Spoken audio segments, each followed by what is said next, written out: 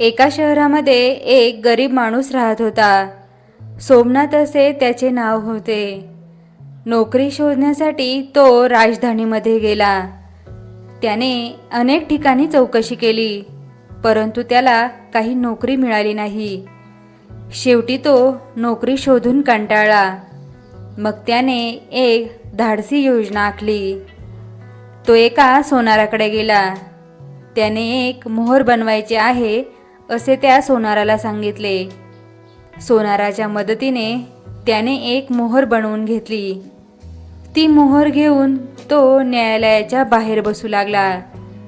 न्यायालयात अर्ज घेऊन येणाऱ्या लोकांच्या अर्जावर तो मोहर उमटवू लागला. त्या बदल्यात लोकांकडून पैसे घेऊ लागला. हळूहळू सर्वांना त्या गोष्टीची सवय होऊन गेली. ती एक पद्धतच बनली.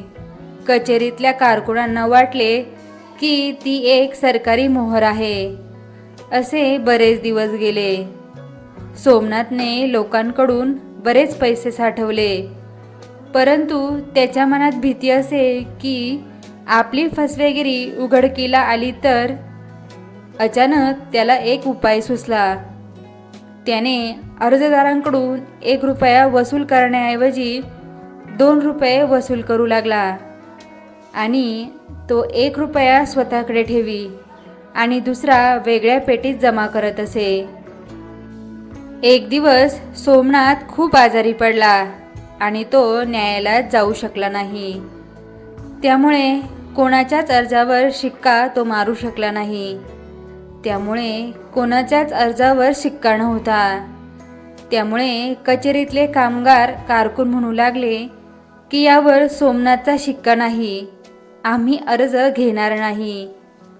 ही गोष्ट वरच्या अधिकाऱ्यापर्यंत गेली. ते म्हणाले, कोणता शिक्का? कोण मारतं या अर्जांवर शिक्के?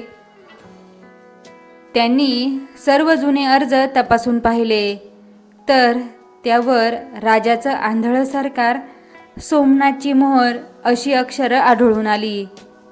तेव्हा ते अधिकारी म्हणाले, ही सरकारी मोहर नाही. नंतर हे सर्व प्रकरण राजापर्यंत गेलं. राजाने सोमनाथला दरबारामध्ये हजर राहण्यास सांगितलं. त्याला विचारलं, कोण रे तू आणि तुला शिक्के मारण्याचा अधिकार कोणी दिला?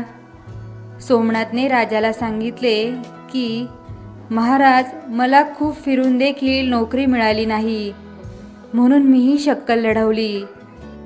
परंतु मी आपल्या वाट्याचे वेगळे पैसे जमा केले आहेत. असे म्हणून त्याने वेगळे जमा केलेले पेटीतील पैसे राजासमोर हजर केले. राजा म्हणाला, तू हे चुकीचं काम केलं आहेस, परंतु वेगळे पैसे जमा करून थोडा तरी प्रामाणिकपणा दाखवला आहेस, परंतु तुला याची शिक्षा झाली पाहिजे. राजाने त्याला 1 महिना तुरुंगवासाची शिक्षा सुनावली. पण शिक्षा पूर्ण झाल्यानंतर सोमनाथ दरबारामध्येच कामाला राहिला. तो हुशार असल्यामुळे लवकरच त्याने दरबारामधील कारकुनाचे काम शिकला व ज्या लोकांना नोकरीची गरज असेल त्यांना तो मदत करू लागला.